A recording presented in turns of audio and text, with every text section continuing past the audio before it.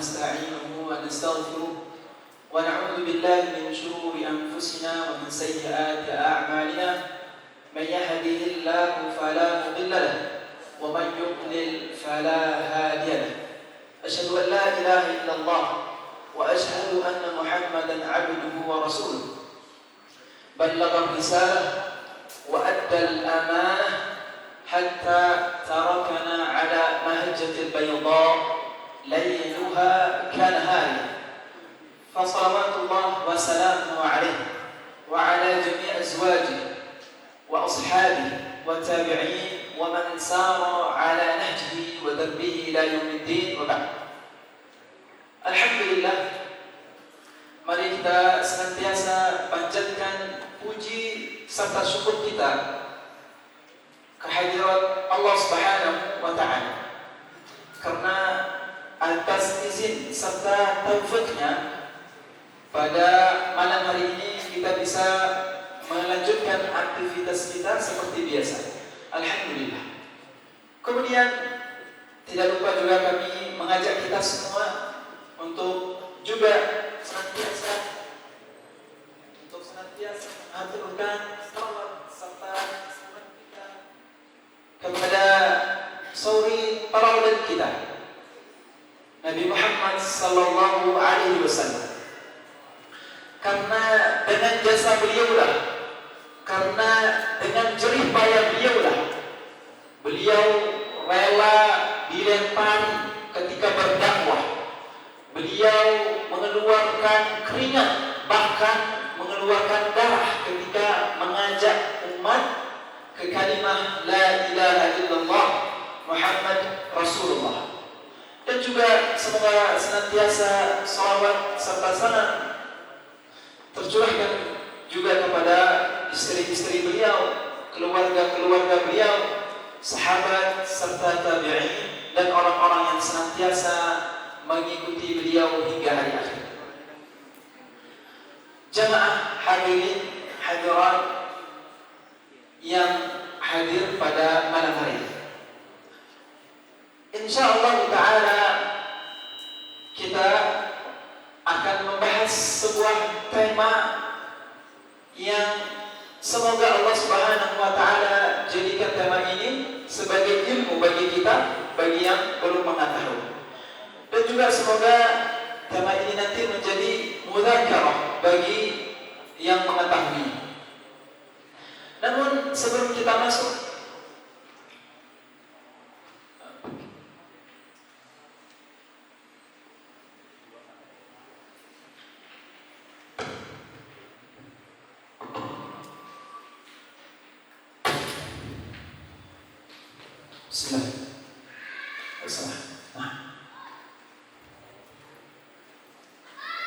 namun ayyuhal ikhwah jemaah yang semoga Allah Subhanahu wa Ta'ala muliakan, sebelum kita masuk kepada tema kita pada malam hari ini, baik kiranya kita memotivasi diri kita sendiri bahwasanya pada malam hari ini kita berada dalam lapisan keberkahan-keberkahan. Begitu banyak keberkahan yang Allah Subhanahu wa Ta'ala berikan kepada kita pada malam hari ini. Di antara keberkahan yang Allah Subhanahu wa Ta'ala karuniakan pada malam hari ini, subhanallah, malam hari ini kita berada di tempat yang Allah Subhanahu wa Ta'ala muliakan. Sebaik-baik tempat di atas muka bumi ini adalah masjid Allah Subhanahu wa Ta'ala, atau baitun min buyutillah. Dan juga keberkahan yang kedua, kita berkumpul di tempat yang mulia ini bukan untuk main-main, bukan untuk menggibah, bukan untuk main teka-teki, tetapi kita berkumpul di sini untuk membaca ayat-ayat Allah Subhanahu wa Ta'ala, untuk mengkaji beberapa faidah yang mungkin bisa kita terapkan dalam kehidupan kita sehari-hari dari ayat-ayat Allah Subhanahu wa Ta'ala maupun hadis-hadis Rasulullah sallallahu alaihi wasallam. Rasulullah sallallahu alaihi wasallam memberikan kabar gembira kepada kita semua. Qala Rasulullah sallallahu alaihi wasallam, "Ma jama'a qaumun fi baitin min buyutillah yatluna kitaballah wa yatadarasunahu bainahum illa nazalat 'alaihim as-sakinah. Rasulullah sallallahu alaihi wasallam bersabda, tidaklah suatu kaum berkumpul di rumah Allah dan mereka berkumpul membaca kitab Allah dan saling mempelajari di antara mereka. Jadi berkumpul untuk mempelajari kitab Allah Subhanahu wa taala. Apa balasannya? Illa nazalat 'alaihim as-sakinah. Kecuali akan turun kepada mereka ketenangan. Wa ghashiyatuhumur rahmah, dan diberikan kepada mereka rahmat. Wa haffathumul malaikah wa dzakarahumullahu fi man 'indah. Kemudian mereka akan diliputi, dikumpuli oleh malaikat-malaikat Allah Subhanahu wa taala, dan mereka akan diingat di sisi Allah Subhanahu wa taala. Itu 4 fadilah fadail yang insyaallah taala kita dapatkan ketika kita bermajlis pada malam hari. Hadirin yang semoga Allah Subhanahu wa taala muliakan. Tema kita pada malam hari ini adalah ada 3 perniagaan yang tidak akan pernah bangkrut.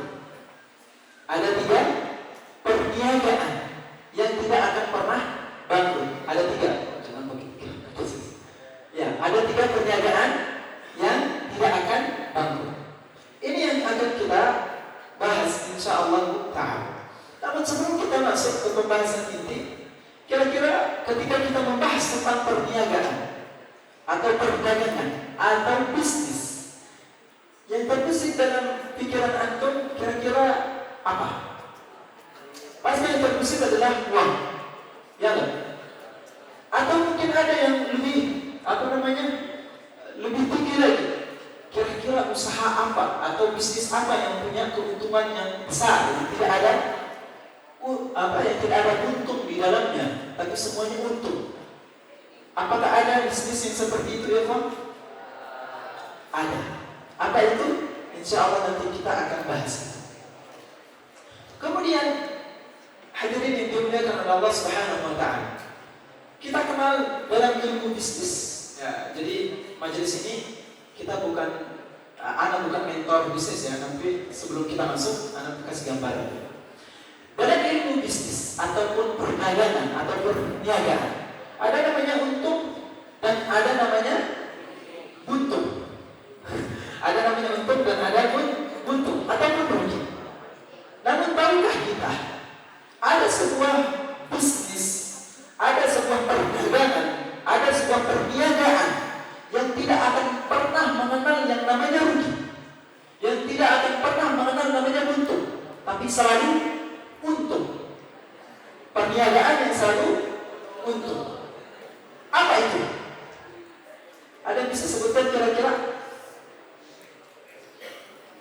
Jual cireng? Bukan. Karena mungkin antum lihat cireng yang ada di otak-otak cireng risol yang ada di mangsa habis semua, itu untung semua. Ya, kadang mungkin dia kelihatan habis, namun modalnya belum balik. Artinya persentase untuk untung itu minim. Tetapi ada sebuah bisnis yang Allah Subhanahu wa taala jamin di dalamnya tidak ada yang namanya buntung. Semua yang melakukan ini pasti akan untung. Jadi ada tiga bisnis yang pasti jika orang-orang ini melakukannya pasti dia akan untung ataupun tidak akan merugi. Apa yang tiga itu?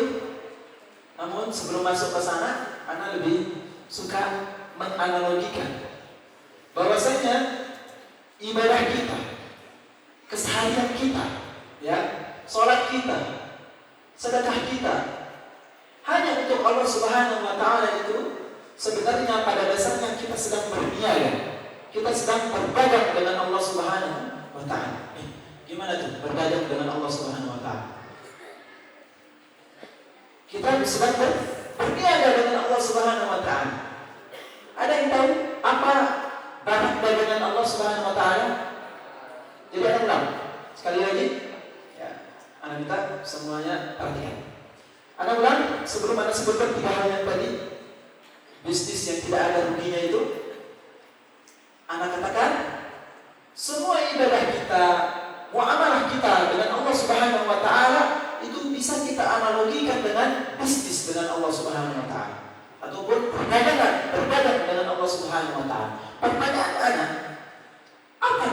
Allah Subhanahu wa taala? Ada yang bisa jawab? Angkat tangan dong. Jangan main kroyok, tapi harus jadi rojul. Semua rojul semuanya di sini. Jangan binary. Harus angkat tangan. Siapa yang mau jawab? Nah, apa? Pahala. Benar. Tapi kurang tepat. Entah. Amalan baik. Bagus, tapi kurang tepat. Satu lagi ya. Nah, mantap. Sedekah. Tepat. Tapi kurang tepat-tepat. Baik, ayo lihat. Pertanyaannya tadi apa? Apa barang dagangan Allah Subhanahu wa taala? Jawabannya adalah hadis yang diriwayatkan oleh Imam At-Tirmidzi dari Abu Hurairah radhiyallahu anhu qala Rasulullah sallallahu alaihi wasallam inna sil'atallahi ghaliyah inna sil'atallahi hiyal jannah. Bukan sedekah. Terus apa tadi? Bukan pahala. Bukan apa tadi? Dan lain sebagainya. Antum sudah paham ketika Anda sebutkan Arabnya. Kata Rasulullah sallallahu alaihi wasallam, ketahuilah sesungguhnya Allah itu punya barang dagangan yang ingin dijual kepada manusia. Apa itu? Kata Rasulullah, ketahuilah sesungguhnya barang dagangan Allah Subhanahu wa taala yang dijual kepada kita semua adalah surga. Kemudian apa kata Rasulullah? Ala inna sil'atallahi hiyal jannah. Itulah barang dagangan Allah itu yang ingin dijual, yaitu surga. Artinya Allah Subhanahu wa taala punya barang dagangan yang ingin dijualkan kepada manusia, namun membayarnya bukan dengan uang. Kita bayar surga ini bukan dengan yang warna merah ataupun bukan dengan yang warna biru. Lalu dengan apa kita membayarnya? Tadi yang antum sebutkan itu. Jadi yang tadi antum sebutkan itu ada yang katakan sedekah, pahala, itu adalah apa? Metode pembayaran. Kalau sekarang metode pembayarannya transfer, tapi kalau barang dagangan Allah Subhanahu wa taala itu metode bayarannya adalah dengan ibadah. Nah, kemudian hadirin yang semua Allah Subhanahu wa taala muliakan. Kita kembali ke tema kita. Lalu perniagaan apa yang tidak akan pernah bangkrut tadi yang kita sebutkan ada tiga. Tiga perniagaan yang tidak akan pernah bangkrut ini Allah Subhanahu wa taala telah isyaratkan di dalam Al-Qur'an. Di dalam surat Al-Fatir ayat 29 sampai 30. Siapa yang bisa bacakan? Bacakan, silakan. Masya Allah.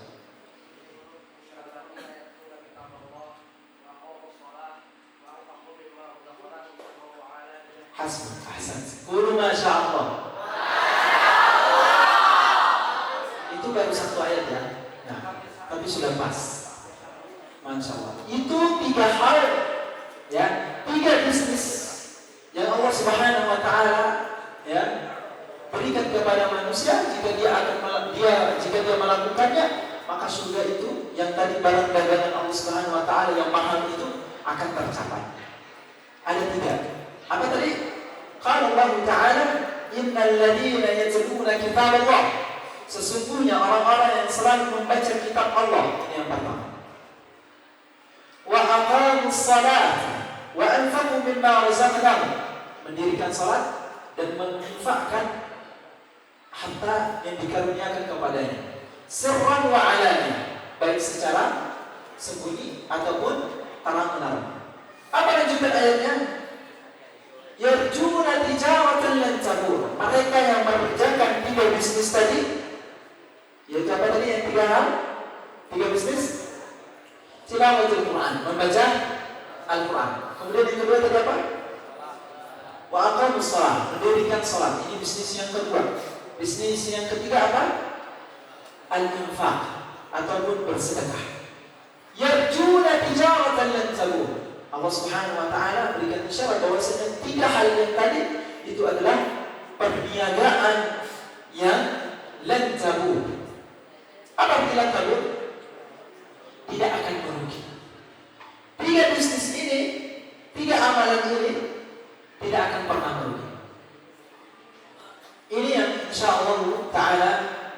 bahas pada kesempatan malam hari ini. Jadi ada 3 perniagaan yang tidak ada rugi di dalamnya. Di dalam surat Al-Fatir tadi disebutkan ayat ke-29, innal ladzina yatluna kitabullah. Yang pertama, ya, bisnis yang pertama adalah baca Al-Quran. Baca Al-Quran adalah bisnis dengan Allah Subhanahu wa Ta'ala, bukan bisnis dengan manusia. Kalau kita berbisnis, berniaga dengan Allah Subhanahu wa Ta'ala, itu janjinya pasti. Innallaha la yukhlifu al-mi'ad. Allah Subhanahu wa Ta'ala tidak pernah mengingkar janji. Ini bisnis yang pertama, yaitu membaca Al-Quran. Dengan membaca Al-Quran ini, yang tadinya dagangan Allah Subhanahu wa Ta'ala yang tadi yang mahal itu, apa tadi perdagangan Allah yang kita katakan apa? Surga itu bisa dibeli dengan membaca Al-Quran. Itu bahasa gampang. Surga itu bisa dibeli dengan membaca Al-Quran. Hadirin hadirat yang semoga Allah Subhanahu wa Ta'ala muliakan. Membaca Al-Quran, semua kita alhamdulillah mungkin punya wirid harian, tetap senantiasa membaca Al-Quran. Ya, Al-Quran yang kita baca ini bukan sembarang kitab. Di ayat surat yang kedua, apa surat yang kedua? Apa? Al-Baqarah. Allah Subhanahu wa Ta'ala firmankan apa? Dzalikal kitabu la raiba fihi. Ayo kalau kita membaca buku ataupun cetakan manusia, ya, pasti kita akan mendapatkan di halaman awalnya, jika Anda menemukan kesalahan tanda baca ataupun EYD, ya, ejaan, silahkan kembalikan ke penerbit. Tapi Allah Subhanahu wa Ta'ala di dalam awal permulaan kitabnya, Allah Subhanahu wa Ta'ala firmankan apa? Dzalikal kitabu la raiba fihi. Tidak ada keraguan yang ada di dalamnya. Ini Al-Quran. Ini spesialnya Al-Quran. Spesialnya Al-Quran juga ya ikhwan. Allah Subhanahu wa Ta'ala firmankan di dalam surat Al-Hasyr. Qal, "Law anzalna hadzal Qur'ana 'ala jabalin la ra'aitahu khashi'an." Jika Allah Subhanahu wa Ta'ala turunkan Al-Quran ini, ya, kepada jibal. Apa jibal? Jabal, gunung. Rasih, apa? Ala jabalin la ra'aitahu khashi'an. Jika Allah Subhanahu wa Ta'ala turunkan Al-Quran ini kepada gunung, maka gunung itu pasti akan takut. Kenapa? Karena saking agungnya yang namanya firman Allah Subhanahu wa Ta'ala Al-Quran. Ini juga yang dikatakan oleh Al-Imam Ibnu Sa'd rahimahullah ta'ala. Beliau berkata, "Kama ta'dimu fil qulub, kama anna ta'dimu fil qulub, fa inna mawa'iz al-Qur'ani a'zam al-mawa'iz 'ala al-itlaq." Kenapa Al-Quran itu jika Allah Subhanahu wa Ta'ala turunkan kepada gunung, dia akan takut. Saking takutnya dia akan hancur, pecah, meledak. Kenapa? Karena kata Ibnu Sa'di, apa yang ada di dalam Al-Quran, kandungan-kandungan di dalam Al-Quran itu memberikan efek yang sangat luar biasa kepada hati. Oleh karena itu sebaik-baik nasihat al-itlaq, sebaik-baik nasihat secara mutlak adalah firman Allah Subhanahu wa Ta'ala. Ini Al-Quran.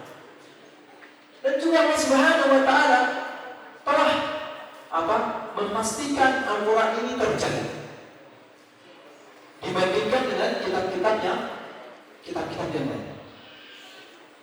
Kita kenal ada kitab selain Al-Quran, Taurat, Injil, kemudian Zabur. Semua kitab-kitab ini Allah Subhanahu wa Ta'ala tidak jamin keaslian, keberadaan, keberlangsungannya sampai hari ini. Ada, namun keasliannya, keabsahannya, kesahihannya masih perlu dipertanyakan. Kenapa?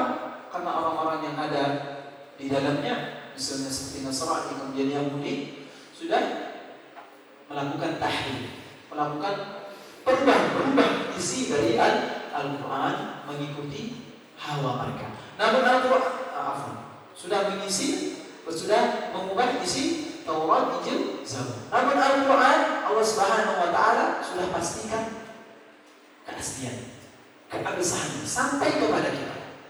Mutawatir. Tahu artinya mutawatir? Mutawatir itu setiap yang meriwayatkan itu adalah sahih. Kemudian di setiap tabaqah, di setiap angkatan, nah bahasa Jepang gitu ya, itu banyak yang meriwayatkan, bukan satu orang. Mutawatir sampai kepada kita. Allah Subhanahu wa taala firmankan, "Inna nahnu nazzalna dzikra wa inna lahu lahafizun." Kami yang menurunkan Al-Quran ini dan Allah Subhanahu wa taala yang menjaganya. Jadi Al-Quran ini dijaga bukan oleh Nabi. Al-Quran ini sampai kepada kita dan terjaga bukan oleh malaikat, tapi siapa?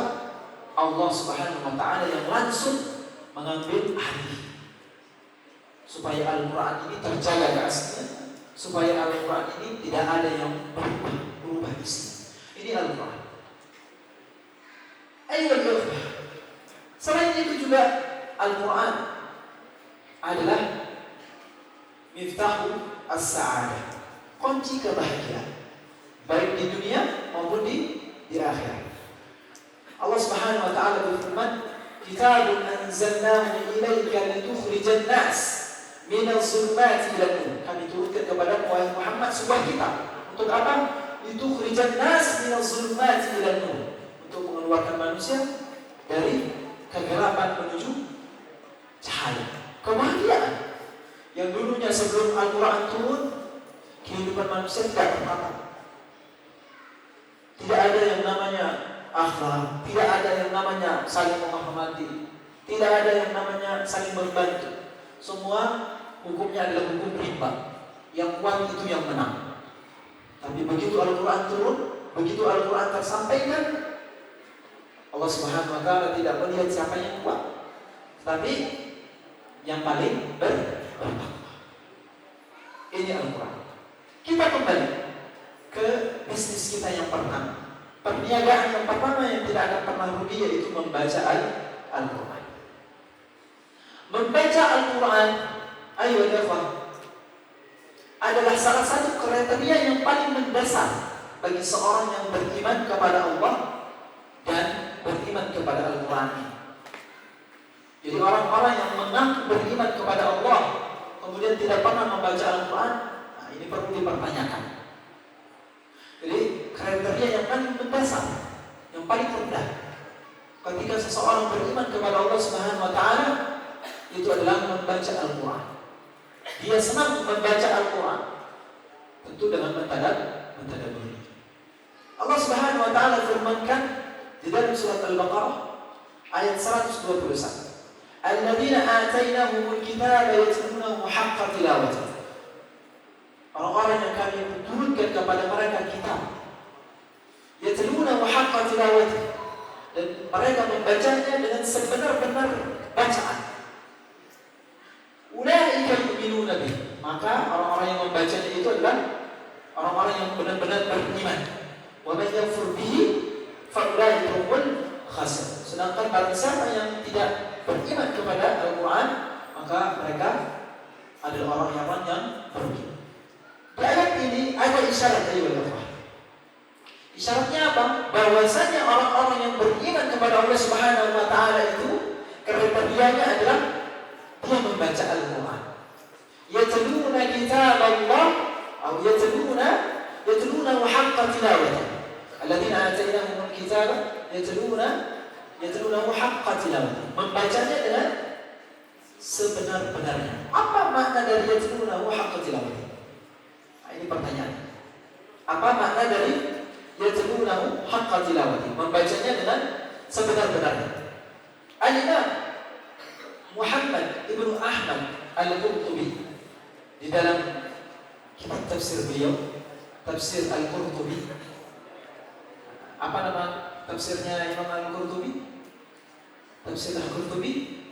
Bukan, itu nama yang familiar. Siapa yang tahu nama tafsirnya Imam Al-Qurtubi? Harus angkat tangan, jangan main keroyok. Gak ada. Nama tafsir beliau adalah apa? Al-Jami'u li Ahkami Al-Quran. Beliau menafsirkan firman Allah Subhanahu wa taala, yatluna wa haqqa tilawati. Al-Imam Al-Qurtubi dalam tafsir beliau Al-Jami'u li Ahkami Al-Quran, dikenal dengan tafsir Al-Qurtubi. Beliau katakan yattabi'unahu haqqa ittiba'i. Jadi membacanya dengan sebenar-benar bacaan itu maknanya adalah mengikuti isinya. Haqqa ittiba'i. Benar-benar mengikutinya tanpa memilih-milih. Wah, ini kayaknya sesuai dengan gaya aneh-aneh. Oh, ini kayaknya enggak sesuai, enggak mau. Jadi semuanya diambil. Itu makna dari haqqa tilawati. Kemudian apa? Bittiba'il amri wan nahi. Juga mengikuti, mendengarkan semua larangan-larangan yang ada di dalamnya dan semua perintah-perintah yang ada di dalamnya. Fayuhilluna halalan wa yuharrimuna haraman. Kemudian yang ketiga, jika ada hal-hal yang diharamkan di dalam Al-Quran tersebut, dia berkata sami'na wa ata'na. Pun juga jika ada yang diharamkan, dia mengatakan sami'na wa ata'na. Ini makna dari yatluna haqqa tilawati. Jadi bukan sebatas sampai lisan, yang namanya yatluna haqqa tilawati. Membaca Al-Quran yang sebenar-benarnya itu maknanya adalah apa? Yattabi' haqqa ittiba'i. Mengikuti isinya dengan sebenar-benarnya tanpa memilih. Kemudian apa? Mengikuti semua perintah-perintah yang ada di dalamnya dan larangan-larangan yang ada di dalamnya. Jika ada larangan, dia tidak katakan. Kemudian yang ketiga, apa? Jika ada yang dihalalkan ataupun diharamkan, dia dengarkan, dia ikuti. Itu makna dari haqqa tilawati. Jadi tidak sampai hanya sebatas lisan, tapi ada amal, ada perbuatan, implementasi dari bacaan Al-Qur'annya tersebut. Baik, karena sudah ada, kita break sebentar. Kita dengarkan muadzin. Tafadhal, ahadul adzan.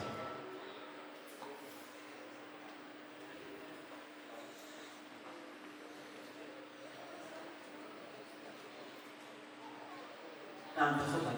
واحتمال هذا لا يأخذ وقتا طويلا، عندنا وقت قصير.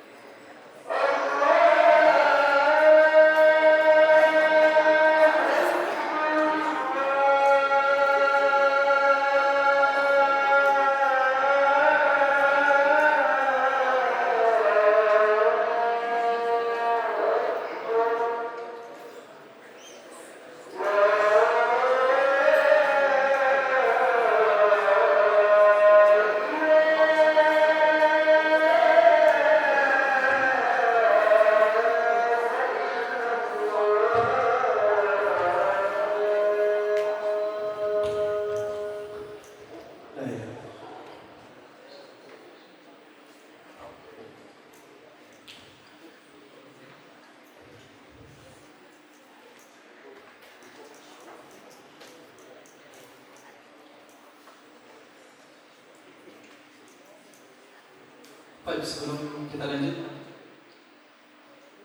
maju al-adab di majelis al-ilm nanti insyaallah.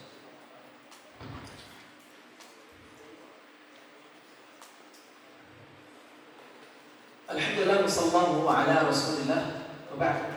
Melanjutkan yang tadi sempat terputus ataupun break ketika mendengarkan azan.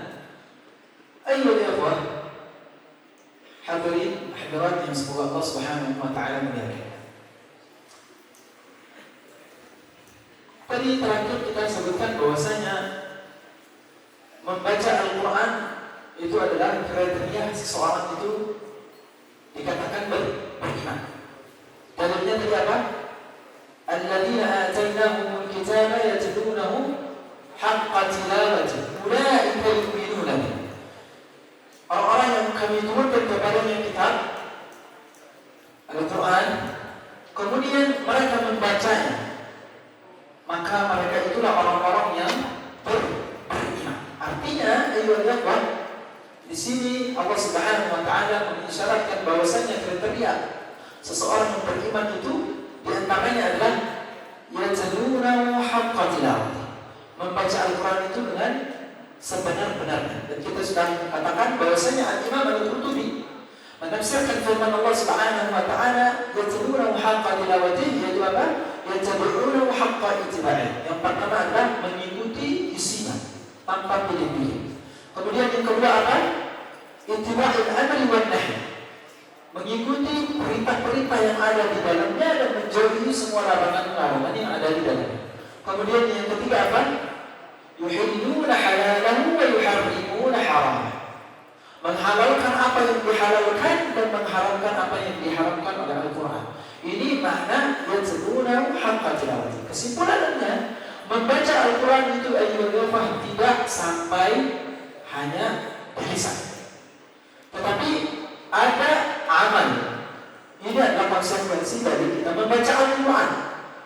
Jadi ada amal, perbuatan dari yang kita baca. Kita tadi sudah membaca apa dari Al-Quran, kita sudah mempelajari apa, salahnya baru kita amalkan. Ayyuhal ikhwah rahimani wa rahimakumullah jami'an. Tadi kita sudah katakan bahwasanya barang dagangan Allah Subhanahu wa taala yang termahal itu adalah surga. Cara menggapainya adalah dengan bisnis yang pertama ini, yaitu adalah membaca Al-Quran. Mungkin setiap kita pernah ngantuk dalam baca Al-Quran, ataupun malas dalam baca Al-Quran. Baru sampai setengah saja sudah matanya 5 watt. Ya, kalau begitu tutupin Al-Quran 100 watt langsung. Kok bisa itu? Itu kan? Jawabannya tahu? Ini jawabannya ini, ya. Pertanyaan ini bisa dijawab dengan perkataan Uthman bin Affan radhiyallahu anhu. Anak kira antum pernah dengar ini. Apa kata Uthman bin Affan tentang membaca Al-Quran? Ayyuhal, beliau berkata, "Lau taharat qulubukum ma syabi'tum min kalami rabbikum." Seandainya hati-hati kalian ini bersih, sungguh dia tidak akan pernah bosan, tidak akan pernah lelah, tidak akan pernah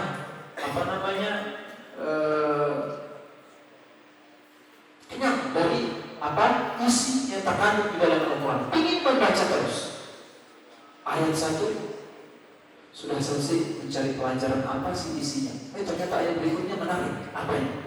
Ini yang terjadi kalau benar-benar hati kita ketika ingin membaca Al-Quran itu bersih. Artinya berarti yang paling mendasar ketika kita ingin membaca Al-Quran, mempelajari Al-Quran, coba tanya, inti pelajari Al-Quran untuk apa? Inti ngafal Al-Quran untuk apa? Jangan-jangan ketika kita ingin mempelajari Al-Quran atau menghafalkan Al-Quran karena ingin dipanggil hafiz, atau karena ingin suatu saat ada mufassir kemudian mendapatkan materi-materi dunia. Tidak. Jangan-jangan karena itu begitu setiap membaca Al-Quran matanya 5 watt terus. Begitu ditutup, hilang ngantuknya. Artinya berarti yang paling mendasar adalah bersihkan hati kita dari apa? Ketidakikhlasan dalam membaca Al-Quran. Ya, ikhlaskan niat karena Allah Subhanahu wa Ta'ala. Kemudian membaca Al-Quran, ya, dengan ini insyaallah Ta'ala sil'atullahi al-ghaliyah, dagangan Allah Subhanahu wa Ta'ala yang mahal tadi itu kita akan bisa beli. Ya, yang surga tadi itu kita bisa beli dengan membaca Al-Quran. Al-Imam An-Nawawi di dalam kitab beliau At-Tibyan fi Adabi Hamalatul Quran, untuk sudah pelajari. Ketika beliau membahas tentang membaca Al-Quran, beliau katakan apa? Qira'atul Quran min afdalil adhkar. Membaca Al-Quran itu adalah sebaik-baik zikir bagi seorang mukmin. Jadi zikir itu bukan hanya sebatas ucapan Subhanallah, Alhamdulillah, La ilaha illallah sampai akhir. Baca Al-Quran juga bagian dari zikir. Dan itu adalah sebaik-baik zikir yang hendaknya seorang mukmin senantiasa melakukannya. Lebih-lebih kita sekarang berada di bulan apa kan? Rajab ya? Kita sudah masuk Rajab. Sekitar 30 hari kurang, 20 berapa ya? 28, 27 kurang lebih akan masuk ke Syahrul Quran. Jadi ya, biasakan diri dari sekarang.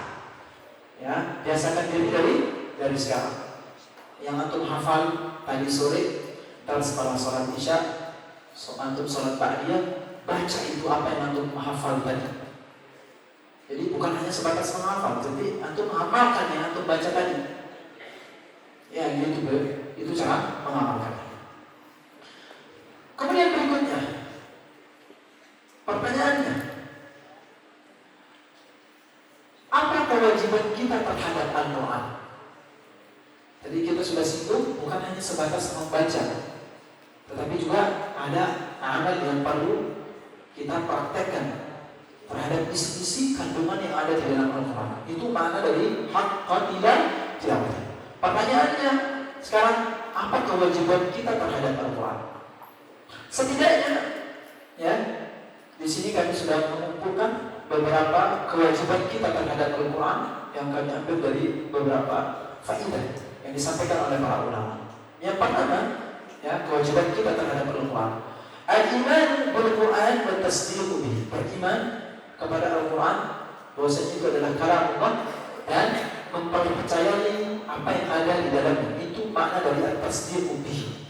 Kemudian yang kedua adalah tilawatul Quran haqqa tilawati wa tadabbur. Jadi ini yang kedua, membacanya dengan tadabbur. Ya, membacanya dengan tadabbur. Allah Subhanahu wa taala berfirman, "Kitabun anzalnahu ilaika mubarakun liyadabbaru ayatihi." Jadi Allah Subhanahu wa taala turunkan Al-Quran itu untuk ditadabbur, membacanya sambil memahami makna yang terkandung di dalamnya, bukan hanya buruan, bukan hanya baca aja, asal baca, tidak, tapi juga mentadabburinya, apa isi yang ada di dalam Al-Quran itu. Kemudian yang ketiga, yang kedua kita sebut kewajiban kita terhadap Al-Quran adalah al-amalu bil-Quran, mengamalkan isi yang ada di dalamnya. Rasulullah SAW, ya, kana khuluqul Quran, dulu akhlaknya adalah implementasi dari isi dari Al-Quran. Dan bahkan beriwayatkan para sahabat, ya, ketika menghafalkan Al-Quran, mereka tidak, ya, melanjutkan hafalannya kecuali sebelum mengamalkan isinya dulu. Nah, ini bedanya kita sama mereka, ya. Pahami isinya terus amalkan apa yang ada di dalam ayat tersebut. Kemudian yang keempat, kewajiban kita terhadap Al-Quran adalah ta'zimul Quran wa mahabbatuh. Menta'zim, ya, Al-Quran. Apa artinya ta'zim? Memuliakan Al-Quran itu dan mencintainya. Nah, ini perlu kita perhatikan, terutama santri. Banyak yang meletakkan Al-Quran di tempat tempat yang tidak layak. Meletakkan Al-Quran di bawah kakinya ketika sholat, membelakangi Al-Quran ketika dia sholat. Tolong jangan seperti itu. Jadi Allah Subhanahu wa taala berfirman, "Wa may yu'azzim sya'airallah wa may yu'azzim sya'airallah." Barang siapa yang mentakzim memuliakan syiar-syiar Allah Subhanahu wa taala, fa innaha min taqwal qulub. Maka itu bagian dari ketakwaan. Syiar Allah itu adalah Al-Quran, mushaf yang ada di tangan-tangan antum itu perlu kita muliakan. Letakkan di tempat yang baik. Bahkan para ulama sampai mereka memuliakan Al-Quran itu, jangan sampai ketika antum misalnya nih pernah pegang buku ya, misalnya buku IPS, IPA, kemudian Al-Quran paling bawah. Letakkan itu Al-Quran, yang mushaf Al-Quran itu paling atas. Ya, karena kenapa? Isinya itu yang kita muliakan. Isinya itu apa? Kalamullah, firman Allah Subhanahu wa taala yang menciptakan anak dan antum. Ini kewajiban kita terhadap Al-Quran. Kemudian yang kelima, ta'allumu wa ta'limu wa da'wah, mempelajarinya, ya, kemudian mengajarkannya, kemudian berdakwah kepada Al-Quran. Ini sesuai dengan sabda Rasulullah SAW, khairukum man ta'allama Al-Quran, sebaik-baik kalian yang mempelajari Al-Quran. Setelah itu apa? Wa'allama. Jadi tidak sampai di sini nanti untuk mempelajari Al-Quran begitu pulang, ya, tapi apa? Wa'allama. Itu baru khairukum, baru jadi sebaik-baik manusia, sebaik-baik orang. Jadi mempelajarinya dan mengajarkannya. Nah, itu juga bagian dari dakwah. Yang terakhir, kewajiban kita terhadap Al-Quran adalah hifzul Quran ma tayassara, menghafalkan apa yang bisa kita hafalkan. Ya, itu bagian dari kewajiban kita sebagai seorang mukmin. Tidakkah kita ketika kita sholat, ya, kita menghafalkan setidaknya Al-Fatihah ataupun Qul Huwallah. Nah, ini paling penting. Kita hafalkan semampu kita. Karena tidak sama, ya, ketika orang membaca Al-Quran, menghafalkannya, mentadabburinya, dengan hanya menghafalkan, dengan hanya sebatas membaca dan menghafalkan. Dia akan beda, ya. Tapi menghafalkan juga. Dan ini adalah sunnah salaful hadith. Tidak ada di antara para ulama kecuali mereka menghafalkan Al-Quran. Antum pernah dengar ketika disebutkan Al-Hafiz Ibnu Hajar, Al-Hafiz Ibnu Katsir, apa maknanya Al-Hafiz? Apakah hanya menghafalkan Quran saja? Tidak. Tapi menghafalkan hadis, kemudian menghafalkan Quran, juga menghafalkan isi. Artinya ada yang dikatakan ulama-ulama kita terdahulu juga mengamalkan ini. Ini adalah tariqatus salaf, ya, cara para ulama terdahulu mengamalkan isi Al-Quran. Antum menghafalkan, kemudian tadabbur, kemudian amalkan isi. Ini adalah bisnis yang pertama untuk mendapatkan barang dagangan Allah Subhanahu wa taala yang tadi kita sebut sunnah. Kemudian yang kedua, bisnis yang kedua untuk mendapatkan dagangan Allah Subhanahu wa taala yang tidak ada rugi. Apa tadi yang kita sebutkan? Wa aqamus shalah, dalam surat Al-Fatihah tadi. Mendirikan salat. Memang waktunya tidak cukup ya. Mendirikan salat. Kita sebut poin-poin saja ya untuk mengefisienkan waktu. Mendirikan salat. Tidak ada kerugian bagi orang yang senantiasa mendirikan salat. Tapi dia akan selalu untung, tidak ada buntung bagi yang mendirikan salat. Dan salat merupakan barometer amal kebaikan seseorang. Jika salat itu baik, maka seluruh amalnya juga baik. Itu kita sudah sering dengar, ya, idza shalahat shalaha sa'irul amal. Jika salat itu baik, maka semua amal kebaikan juga bisa dipastikan ada jaminan akan baik, ya. Dan salat itu awal ma yuhasabu anhu al-'abdu yawm al-qiyamah as-salat, atau kama qala. Amalan yang paling pertama yang akan dihisab oleh Allah Subhanahu wa taala adalah salat. Maka perbaiki salat. Dan ini tidak akan merugi orang yang senantiasa memperhatikan waktu salat, rukun-rukun yang ada di dalamnya, wajib-wajibnya, tumaninah. Nah, ini yang ketiga, ini yang kadang banyak orang lupa. Apa? Tumaninah di dalam salat. Apa itu tumaninah ya ikhwan? Tumaninah merupakan sakinah, tenang. Jangan kayak orang dikejar maling sholatnya. Atau kalau kata kakek saya dulu ketika kami di TPQ itu bilangnya apa? Kayak ayam matok. Allah. Nah, terutama besok nih ketika tarawih. Antum baru sekarang latih diri. Setelah isya, ya biasakan sholat sunnah itu 1 rakaat 1 safhah, 1 lembar. Karena insya Allah nanti kita juga di al-Yusra ya akan amalkan itu. Yang pernah berlalu yang tahun lalu berapa? Setengah ya? Setengah. Nanti kita bertahap insya Allah. Setengah, kemudian safhah, setengah, 1 juz semalam. Siap ya? Insya Allah. Ya harus semangat. Jadi tumanina ini jangan dilupakan. Karena dia adalah ruhnya sholat. Banyak yang ruku sujud, benar ruku sujudnya, namun tidak ada tumaninahnya, tenangnya di dalam sholat. Seakan-akan dia dikejar maling. Kita kenal sebuah hadis yang dinamakan dengan musii'un bis-shalah. Seorang sahabat dulu pernah sholat, kemudian datang kepada Nabi Sallallahu Alaihi Wasallam mengucap salam. Kemudian Rasulullah Sallallahu Alaihi Wasallam memerintahkan dia untuk mengulang sholatnya sampai 3 kali. Sampai akhirnya dia berkata apa? Ya Rasulullah, saya sudah tidak bisa. Hanya saya cuma bisa seperti ini. Kira-kira seperti sholat yang baik itu seperti apa? Kemudian Rasulullah Sallallahu Alaihi Wasallam ajarkan sholat yang benar. Ada tumaninah di dalamnya, perhatikan rukun di dalamnya, jangan main-main. Nah ini mendirikan sholat. Dan subhanallah, ketika kita memperhatikan ayat-ayat Al-Quran tentang perintah sholat, Allah Subhanahu Wa Taala tidak katakan if'alu sholat, kerjakan sholat, fa'ala yaf'alu. Tapi apa?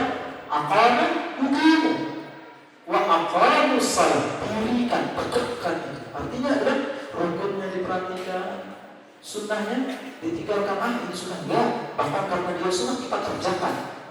Ya, ini yang kedua, bisnis yang kedua. Nah, tambahannya nanti untuk bisa baca di beberapa kitab yang lain ya tentang bagaimana seharusnya mendirikan sholat.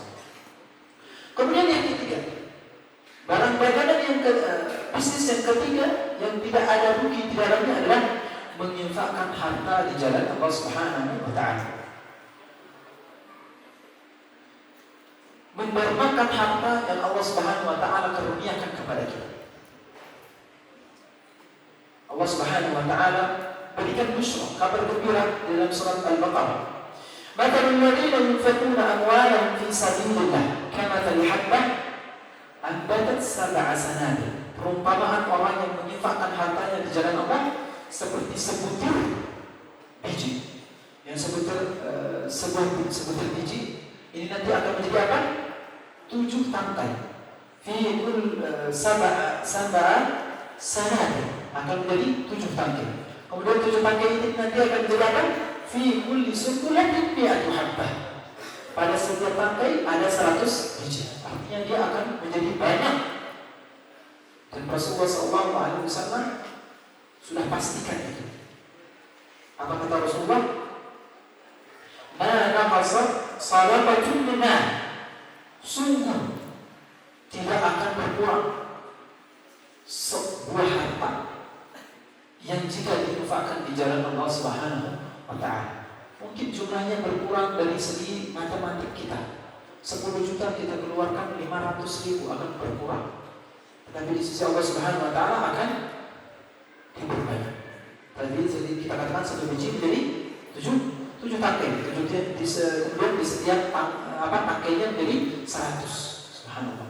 Kemudian bahkan wallahu yudha'ifu liman yasha. Bahkan mungkin Allah Subhanahu Wa Taala bisa lipat gandakan melebihi hal itu. Ini karunia dari Allah Subhanahu Wa Taala.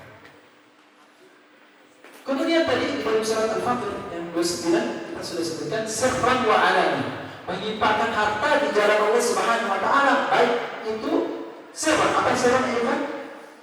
Sembunyi-sembunyi ataupun terang-terang. Hadirin yang semoga Allah Subhanahu Wa Taala muliakan. Pertanyaannya, mana yang lebih afdal? Kita berinfak secara terang-terangan atau sembunyi-sembunyi? Sembunyi-sembunyi.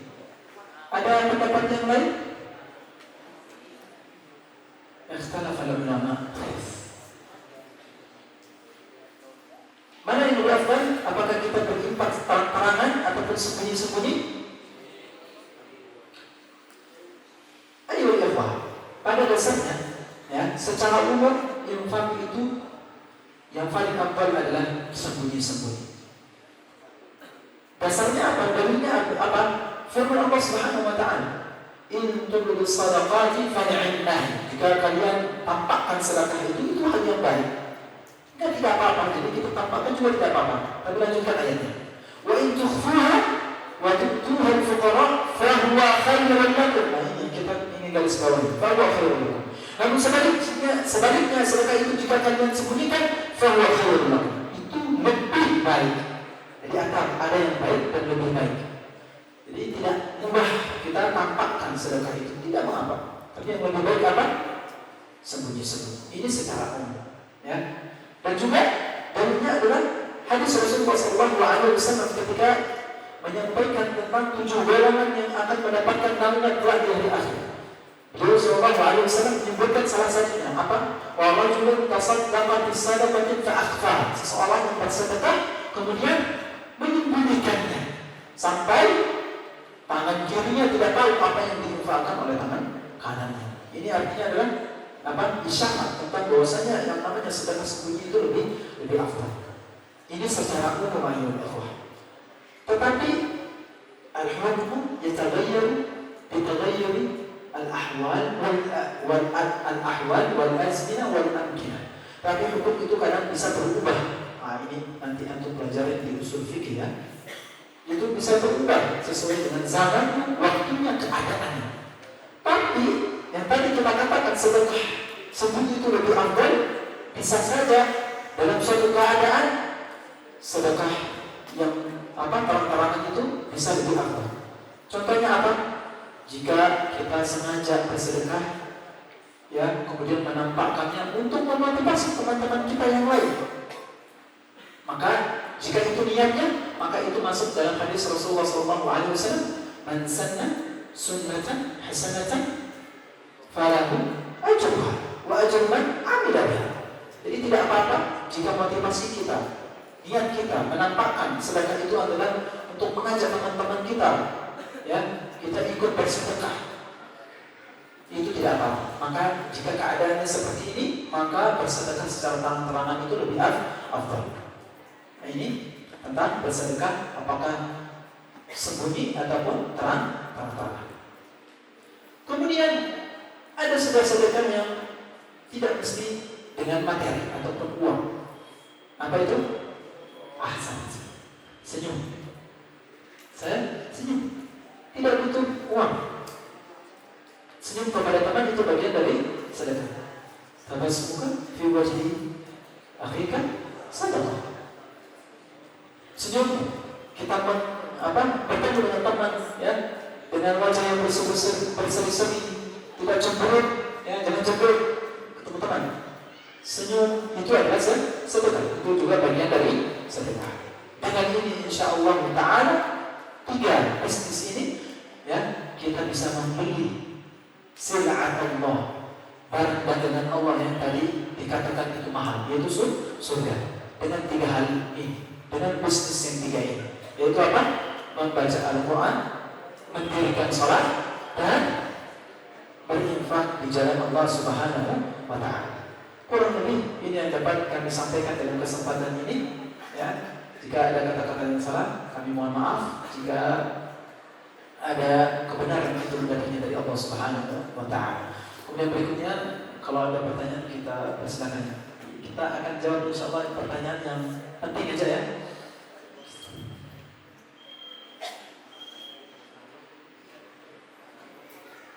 Baik. Pertanyaan yang aneh-aneh kita nggak usah baca, ya. Nah, pertanyaan pertama.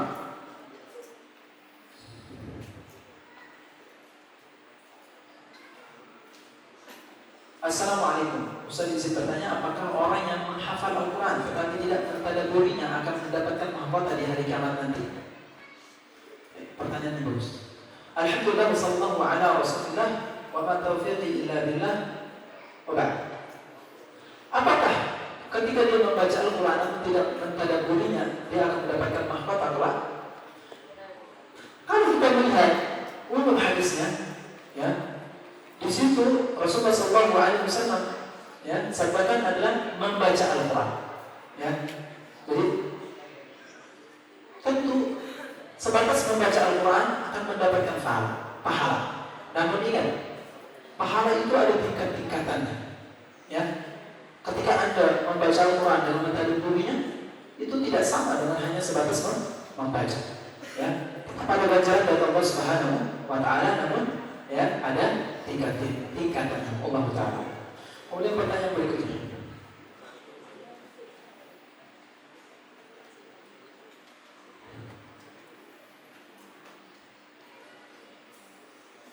Nah, bagaimana jika kita dipimpin oleh pemimpin yang kurang paham agama? Di luar tema. Kita jawab aja.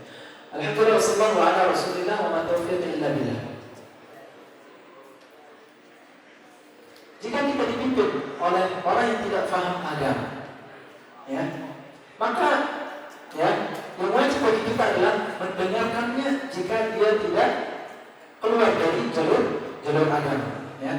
Dan alhamdulillah pemimpin kita semua yang muslim, zahirnya adalah muslim, ya, kita doakan semoga ya Allah Subhanahu wa Ta'ala memberikan pemimpin yang terbaik bagi umat ini. Gak tahu ini apakah pemilu ya, namun gitulah.